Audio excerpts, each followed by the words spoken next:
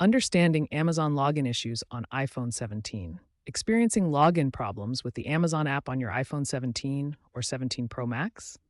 You're not alone. Common culprits are Captcha challenges, two-factor authentication, and a buildup of app cache. Amazon's increased security measures against bots, combined with iOS 18.5's strict app integrity checks, can trigger these issues. The key problems revolve around authentication failures, often triggered by these elements. Captcha challenges require solving puzzles to verify you're human, but on iPhone 17, rendering issues can make them fail repeatedly. Two-factor authentication adds a security code, but delays in biometric approval can cause timeouts. App cache buildup from repeated logins can corrupt data, leading to authentication stalls. We'll address each of these, clearing cache, ensuring network stability, and verifying account settings to get you back to shopping.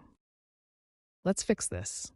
First, for CAPTCHAs, ensure you're completing them accurately. iOS's haptic feedback can sometimes make it tricky, so take your time.